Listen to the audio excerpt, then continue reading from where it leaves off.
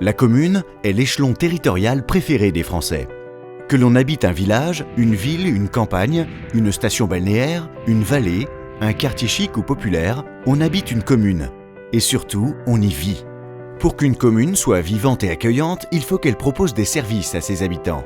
Et pour financer ces services, comme les salles de sport, les écoles, l'entretien des routes, l'état civil par exemple, les communes bénéficient de ressources financières issues d'une part des impôts collectés auprès des habitants et d'autre part des dotations versées par l'État.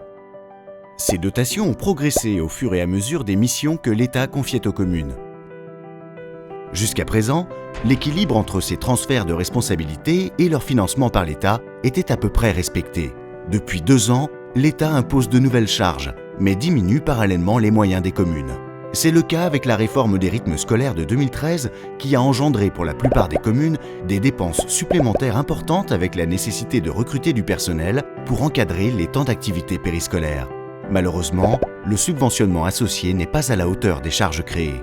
C'est également le cas avec le transfert vers les communes de l'instruction des permis de construire, qui auparavant était réalisée gratuitement par les services de l'État. Les communes et intercommunalités sont conscientes de leur nécessaire contribution aux réductions des dépenses publiques. Mais les maires de France, qui gèrent en bon père de famille le budget de leur commune, ne souhaitent pas être les seuls à participer à l'effort.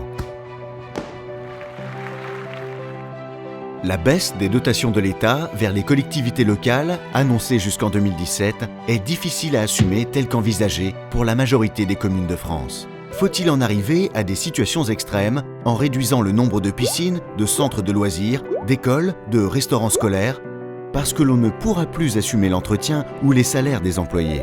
Ce sont 30% des dotations de l'État qui vont disparaître dans les prochaines années.